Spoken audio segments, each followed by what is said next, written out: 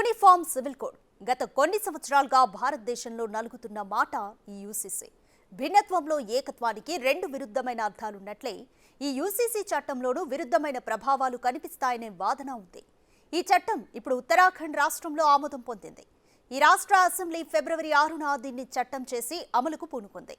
కొన్నేళ్లుగా దేశవ్యాప్తంగా దీన్ని సమర్థిస్తున్నవారు, వ్యతిరేకిస్తున్నవారు వారి వారి వాదనలు వినిపిస్తూనే ఉన్నారు.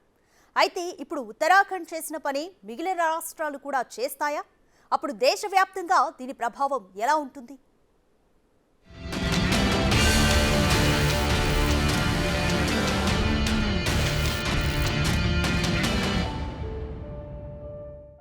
భారతదేశంలో పౌరుల వ్యక్తిగత చట్టాల్ని రూపొందించి అమలు చేయడానికి ఒక ప్రతిపాదనే ఈ యూనిఫామ్ సివిల్ కోడ్. ఇది మతం, లింగం, లైంగిక ధోరణితో సంబంధం లేకుండా పౌరులందరికీ సమానంగా వర్తించే చట్టం.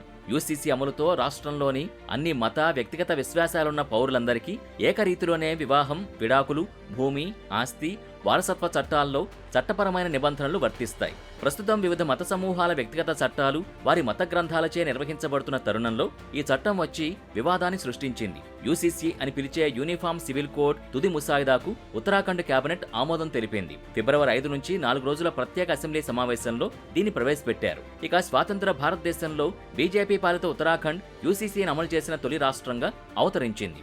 అయితే పోర్చుగీస్ పాలన కాలం నుంచి గోవాలో యూసీసీ పనిచేస్తుండగా తాజాగా ఉత్తరాఖండ్ కూడా అదే కోవలో చేరింది. కాగా త్వరలో అనేక రాష్ట్రాలు ఉత్తరాఖండ్ని ఆదర్శంగా తీసుకుంటాయని, యూసీసీని అమలు చేయడానికి రాష్ట్రం అందించిన ముసాయిదాను ఉపయోగిస్తాయని సీఎం దామి ఆశాభావం వ్యక్తం చేశారు.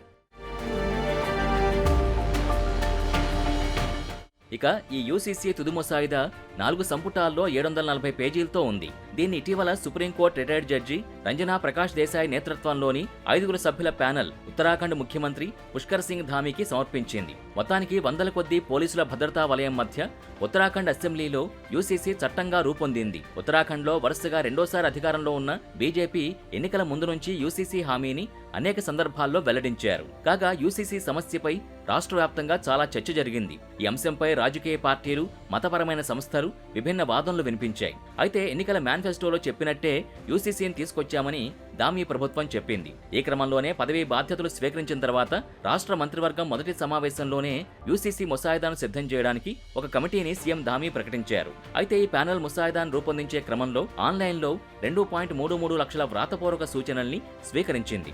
70కి పైగా సమావేశాలు నిర్వహించింది. ఇందులో సభ్యులు ముసాయిదాను తయారు చేసే క్రమంలో దాదాపు 60,000 మంది వ్యక్తులతో సంభాషించారు. మే 2022లో ఏర్పడిన కమిటీ ముసాయిదా దాదాపు 2 ఏళ్లు 4 పొడిగింపుల తర్వాత రాష్ట్ర ప్రభుత్వానికి అందజేసింది. చట్టంగా చేసిన క్రమంలో ఉత్తరాఖండ్ సీఎం ధామి కీలక వ్యాఖ్యలు చేశారు. ప్రతిపాదిత యూసీసీ అన్ని వర్గాలకి మేలు మాత్రమే కాకుండా ప్రధానమంత్రి మోడీ విజన్ అయిన సబ్కా సాథ్ సబ్కా వికాస్ కి అనుగుణంగా ఉంటుందని, ఏక్ భారత్ శ్రేష్ఠ భారత్ ఆలోచన తీరుతో నడుస్తుందని అన్నారు. ఇక యూసీసీలోని అనేక ప్రతిపాదనల్లో బహుభార్యత్వం, బాల్య వివాహాలపై పూర్తి నిషేధం, అన్ని మతాల్లోని బాలికలకు ప్రామాణికమైన వివాహ వయస్సు, విడాకుల కోసం ఎవరికైనా ఒకే ప్రక్రియ ఉన్నాయి. లింగ సమానత్వం, సామాజిక ఐక్యతను పెంపొందించే లక్ష్యంతో ఈ సిఫార్సులు 4 రోజుల ప్రత్యేక అసెంబ్లీ సమావేశాల్లో చర్చిస్తున్నారు. ఇక ఈ యూసీసీ ముసాయిదా పౌర జీవితంలోని వివిధ కోణాలకి ఆపాదించబడుతుంది. వారసత్వ హక్కులు, తప్పనిసరి వివాహ నమోదు, బాలికలకు పెరిగిన వివాహ వయస్సు, వివాహానికి ముందు వారి విద్యాభ్యాసాన్ని సులభతరం చేయడం వంటి సిఫార్సులున్నాయి. అదనంగా తమ వివాహాల్ని నమోదు చేసుకోని జంటలు ప్రభుత్వ సౌకర్యాలకు అనర్హులవుతారు. కనుక ఇది చట్టపరమైన డాక్యుమెంటేషన్ను తప్పనిసరి చేసే చట్టంగా ఉపయోగపడుతుంది. ఉత్తరాఖండ్లో ఈ ప్రతిపాదిత యూసీసీ చట్టం ముస్లిం మహిళలతో సహా ప్రతి ఒక్కరికి దత్తత హక్కుల్ని మంజూరు చేస్తోంది. ఇది హలాలా, ఇద్దత్ వంటి విడాకులు తీసుకున్న భర్త మరణించిన తర్వాత స్త్రీ తప్పనిసరిగా పాటించాల్సిన ఇస్లామిక్ పద్ధతుల్ని తొలగిస్తోంది. అలాగే లివ్ ఇన్ రిలేషన్స్ డిక్లరేషన్లో ఉన్న సహజీవనాన్ని ప్రోత్సహించడం, సులభమైన దత్తత ప్రక్రియల వంటి పద్ధతుల్ని నిషేధిస్తుంది. ప్రతిపాదిత యూసీసీ అమల్లోకి వచ్చిన తర్వాత ఇద్దరి మధ్య సహజీవనం అనేది చట్టం ప్రకారం నమోదు చేయబడాల్సి ఉంటుంది. అలాంటి సంబంధాల్ని నమోదు చేసుకోవడం వల్ల పురుషులు, మహిళలు ఇద్దరికీ ప్రయోజనం చేకూరుతుందని న్యాయ నిపుణులు పేర్కొంటున్నారు.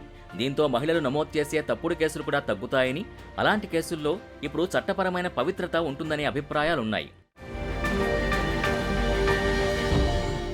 ఇక ఈ ముసాయిదా జనాభా నియంత్రణ చర్యలతో పాటు ఉత్తరాఖండ్ జనాభాలో 3% ఉన్న షెడ్యూల్ తెగల్ని మినహాయించింది. యూసీసీ ఇతర ముఖ్య లక్షణాల్ని గమనిస్తే కుమారులు కుమార్తెలకు సమాన ఆస్తి హక్కులు, చట్టబద్ధమైన చట్టవిరుద్ధమైన పిల్లల మధ్య వ్యత్యాసాల్ని తొలగించడం, దత్తత తీసుకున్న బయోలాజికల్గా జన్మించిన పిల్లలకి సమాన హక్కులు అందిస్తుంది. ఒక వ్యక్తి మరణించిన సందర్భంలో ప్రతిపాదిత యూసీసీ ప్రకారం జీవిత భాగస్వామి, పిల్లలు, తల్లిదండ్రులకి సమానమైన ఆస్తి హక్కులు అందుతాయి. అటువంటి హక్కుల్ని పరిమితం చేసిన గత చట్టాలు దీంతో రద్దు చేయబడతాయి.